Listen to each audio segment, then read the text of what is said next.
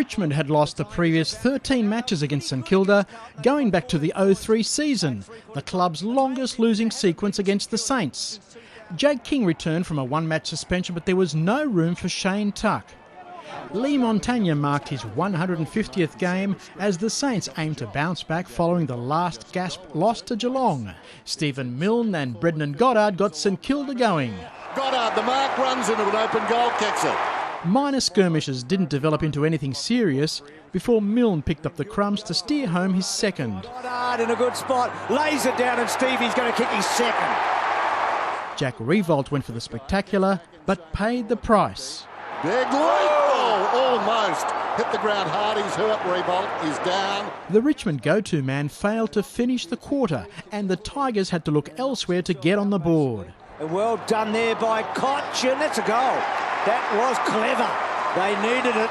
Ryan Gamble climbed high to pilot the Saints' fourth. Brendan Favola studied the finer points on his phone, while Revolt was itching to get back on and let the Tigers know his feelings at the first change.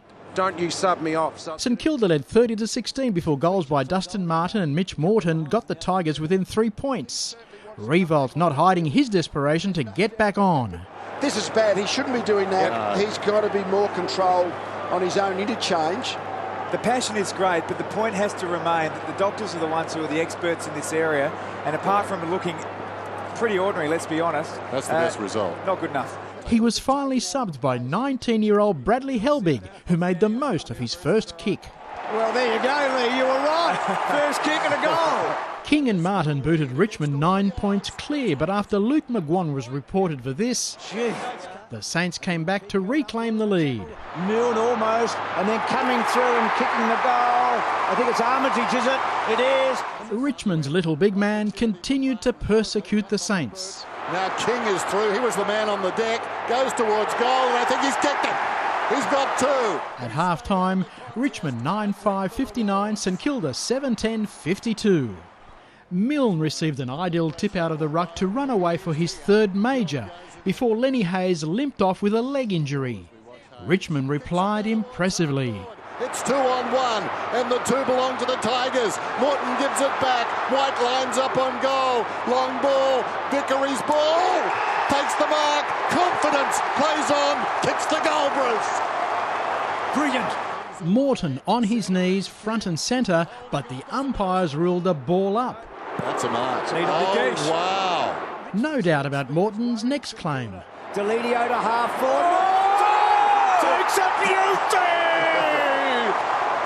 Kick a goal. Go back. He doesn't like doing anything easy, Morton. He just makes sure he's spectacular. He had the sit, but he had to time his leap. Ben McAvoy booted St Kilda within 3 points at the final change. Puts it through. A shower to open the final term, and Milne's tally became 3-6. Nick Revolt swooped in for his second. The Tigers were spitting more than chips before the Saints' kingpin came to the fore. Can Revolt kick his third? He does. Milne bobbed up to boot his fourth, while Richmond refused to play second fiddle. Missed the football. That was Helbig. It comes back to him, though. Gives it to Grigg. Grigg lines up. Goes Goldwood. Has it got the carry? You betcha! Daniel Jackson put Richmond clear in the closing minutes before Milne had the chance to win it for St Kilda. Measures the kick in short. Oh, terrific mark, Milne. Likes a big stage. He hangs it out to the right. Bruce.